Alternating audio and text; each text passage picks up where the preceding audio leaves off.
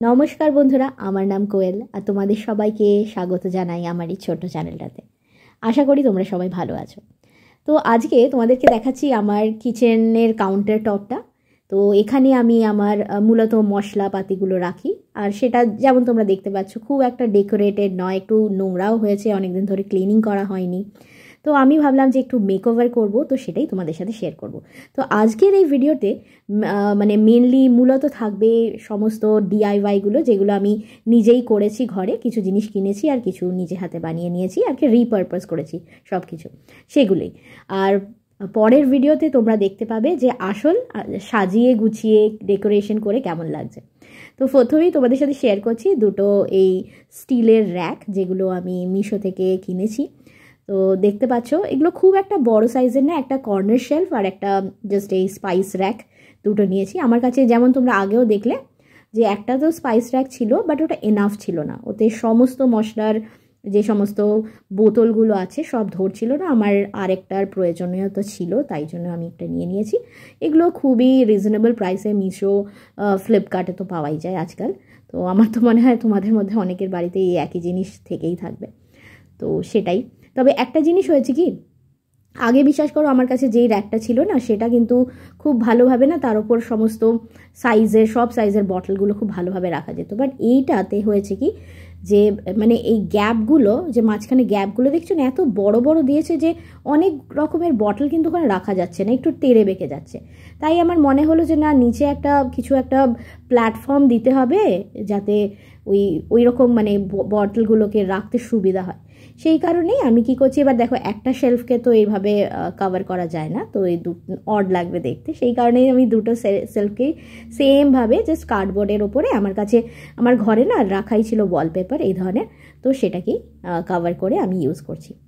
গত 1-1.5 বছর ধরে এই অয়েল ডিসপেন্সারগুলো আমি ইউজ করছিলাম। অ্যাকচুয়ালি এগুলো এমনি জাস্ট বটল, আমি তার উপরে ওই নজলগুলো লাগিয়ে দিয়েছি। ওই নজলগুলো আমি অ্যামাজন থেকে কিনেছিলাম, 3টে সেটে পেয়েছিলাম। তো দুটোকে আমি এইভাবে দু রকমের অয়েল বটলের মধ্যে ফিট করে দিয়েছিলাম। তো এতদিন ইউজ করার পরে না, এবার আর ভালো লাগছে, একটু বোরিং লাগছে, তো চেঞ্জ করার সিদ্ধান্ত নিলাম। আমার কাছে এই ধরনের বটল ছিল গ্রিন কালারের, আর যেটা দেখতেও খুব ক্লাসি লাগছিল, সব ওয়াইন বটল এগুলো। তো আমি ভাবলাম যে এগুলোকে রিপারপাস করে নিই, মানে অয়েল ডিসপেন্সার হিসাবে ইউজ করি। তো আমি জাস্ট চেঞ্জ করে নিলাম, দেখলে খুব ইজি প্রসেস, আর যেন মানে অর্ধেক মেক ওভার ডান হয়ে গেল আমার কিচেনে। দেখতে এটা কিন্তু খুব ক্লাসি লাগছিল। তো এই হয়ে গেল আমার আর একটা মেক ওভার ডান। আজকের সেকেন্ড ডিআইওয়াইটা করতে চলেছি এই মধুর বটলটার ওপর।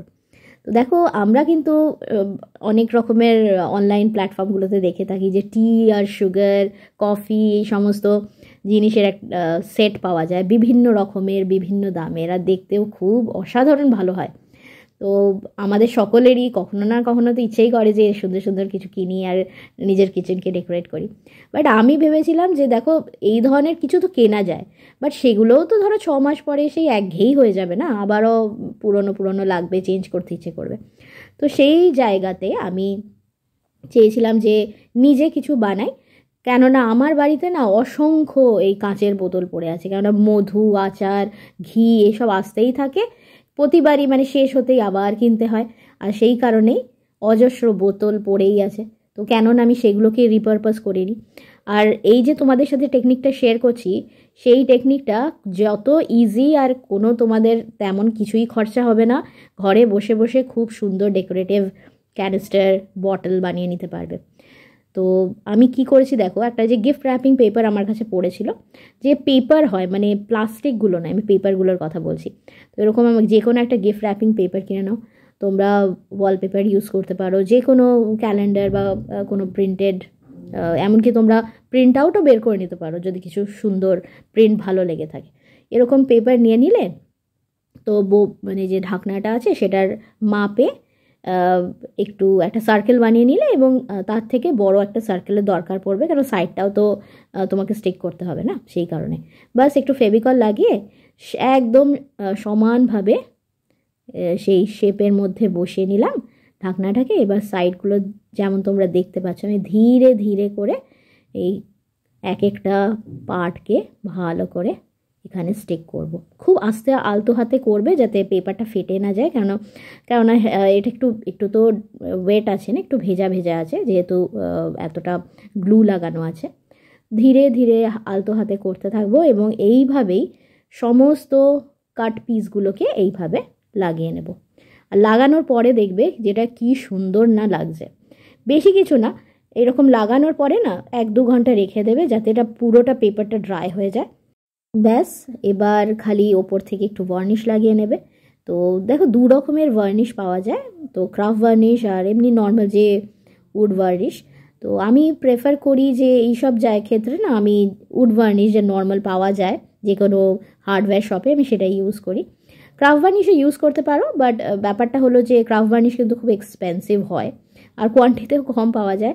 আর কিচেনের জন্য আমি মনে করি যে এই ভার্নিশটা তোমরা ইউজ করতেই পারো। বিশ্বাস করো, কোনো রকমের কালার চেঞ্জ হয়নি, কিছু ক্ষতি হয়নি, কোনো অসুবিধাও হয়নি। আমি 2টো কোট লাগিয়ে নিয়েছিলাম। আর হ্যাঁ, এবার তোমাদের সময় তো দিতে হবে যাতে প্রপারলি এটা শুকিয়ে যায়, ব্যাস ততটুকু। এরপরে তোমরা নেল দিয়ে হালকা করে খুঁটেও দেখতে পারো, কোনো অসুবিধা হয় না, কিছু প্রবলেম হয় না। তবে হ্যাঁ, একটু বলবো যে যখন তোমরা ওয়াশ করবে বা ক্লিন করবে তখন ছোবড়া দিয়ে খুব ঝরে ঝরে ঘষো না। অবভিয়াসলি এগুলো একটু শৌখিন জিনিস, তো তাই একটু সাবধানে ইউজ করো। আর আমি এখানে তোমাদেরকে চাটা ঢেলে দেখাচ্ছি। অ্যাকচুয়ালি এইটা না একটু, এই টিটা আমরা এখানে টি লাউঞ্জ থেকে কিনে এনেছিলাম, তো সেই জন্য এত সুন্দর একটা প্যাকেজিংয়ে এসছে, বেশ ভালো একটা চা। এই ভিডিওতে আমি সমস্ত ডিআইওয়াইগুলো তোমাদের সাথে শেয়ার করছি, তবে মেন যে ডেকোরেশনের ভিডিওটা সেটা কিন্তু পরের ভিডিওতে আসতে চলেছে। একসাথে আমি দুটো ইনক্লুড করলাম না, আদারওয়াইজ না ভিডিওর লেন্থটা অনেক বড় হয়ে যাচ্ছিল। তো এই যে ডিআইওয়াইটা দেখছো সেটা আমি তোমাদেরকে সস্তায় লেভেলিং করাটা দেখাচ্ছি। বিভিন্ন ধরনের মানে যে লেবেল করা স্টিকার তো আজকাল পাওয়াই যায়, তো সেগুলো ধরো একটু কস্টলি তো হয়ই। তো বিনা কোনো বেশি খরচা করে যদি নিজেই লেবেল করতে চাও, কেন এটা একটা বেসিক জিনিস, তো এর ওপরে আমার মনে হয় না খুব একটা খরচা করার কোনো প্রয়োজনীয়তা আছে। আমি জাস্ট মাস্কিং টেপের ওপর মার্কার দিয়ে লিখে নিয়েছি মশলার নামটা, এর ওপরে একটু সেলো টেপ লাগিয়ে দিয়েছি যাতে এটা ড্যামেজ না হয় লেখাটা, জল টল লাগলে বা হয় না নোংরা হাতে বা আমরা ধরে নিলাম বটলটা, সেই কারণে যাতে কোনো রকমের ড্যামেজ না হয়। ব্যাস, এত সিম্পলি হয়ে যায়। এটা তোমরা ট্রাই করতে পারো। এটা একটা টিনের ক্যান, দেখেই বুঝতে পারছো এতদিন ধরে আমি কিন্তু ইউজ করছিলাম। আমি এই ধরনের ডিআইওয়াই যেটা তোমরা দেখছো যে সাদা আর মাঝখানে গোল্ডেন, এটাও আমিই করেছিলাম। তখন আমার চ্যানেল ছিল না, তো ভিডিও তো আমার কাছে নেই। জাস্ট মাঝখানে না টেপ লাগিয়ে এরকম চারদিকে হোয়াইট করে নিয়েছিলাম। আর এখন দেখো এর অবস্থা কি, চারদিকে মরচে পড়ে গেছে আর দেখতে ভালো লাগছে না। তাই আমি কি করলাম, এবার যেই জায়গাগুলো ফাঁকা ছিল সেখানে এরকমভাবে ব্ল্যাক করে নিচ্ছি। ব্ল্যাক অ্যান্ড হোয়াইটের কম্বিনেশনটাও দেখতে সুন্দর লাগে।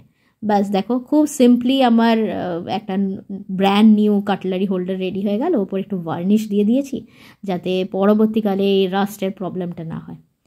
আমার কাছে এই ধরনের একটা কেনের ট্রে ছিল, অনেক দিন ধরেই আমার ঘরে আছে এবং সেটা আমি আমার লিভিং রুমে এতদিন ইউজ করেছি। বাট এইবার ভাবলাম যে এটা লিভিং রুমে না রেখে কিচেনে কাউন্টার টপে রাখি, দেখতেও বেশি সুন্দর লাগবে।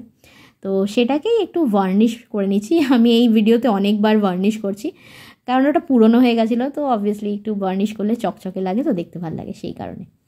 এবার লাস্ট ডিআইওয়াইটা তোমাদের সাথে শেয়ার করছি, সেটা হচ্ছে আমি একটা মানে ওই যে ওয়াটার প্লান্টার বানাবো। আমার কাছে এই ধরনের একটা ছোট্ট ঘিয়ের না শিশি ছিল, সেটা যে দেখেই বুঝতে পারছো যে এর আগে আমি একবার কিছু না কিছু এর ওপরে কারুকার্য করেই ফেলেছি এবং সে কালারটা ফেড হয়ে গেছে, বাজে লাগছে দেখতে। তো এটাকে আমি রিপারপাস করব। ফেলি আমি না, কাঁচের বোতল টোতল ফেলি না, ওগুলো ফেলা উচিতও না। তোমরা বিভিন্নভাবে কাঁচের বোতল, কাঁচের জিনিসপত্র ইউজ করতে পারবে, তো আমার মনে হয় না কাঁচের জিনিস ফেলার কোনো দরকার আছে। তো দেখো আমার কাছে এরকম পিস্তা শেল অনেকগুলো আমি জমিয়ে জমিয়ে রাখছিলাম অনেক দিন ধরে, তো সেগুলো সিম্পলি আমি জাস্ট গ্লুগান দিয়ে ওর ওপরে চিটিয়ে নিয়েছি। দেখো কি সুন্দর দেখতে লাগছে, পুরো একটা boho লুক আসছে। আমার boho ডেকোরেশন খুবই ফেভারিট, আমার মনে হয় অনেকেরই তোমাদের এটা ভালো লাগে, আমারও ভালো লাগে মিনিমালিস্ট boho ডেকোরেশন। জাস্ট দেখো পিস্তা শেলগুলোকে ছিটিয়ে নিলাম। এবার ব্র্যান্ড নিউ একটা ওয়াটার প্লান্টার আমার কাছে রেডি হয়ে গেল। বাকি সমস্ত কিছুর জন্য পরের দিনের ভিডিওটা তোমাদের চেক আউট করতেই হবে যে পুরো লুকটা কেমন লাগছে। তো চলো দেখা হবে পরের ভিডিওতে। ততক্ষণ take a good care of yourself. Bye for now.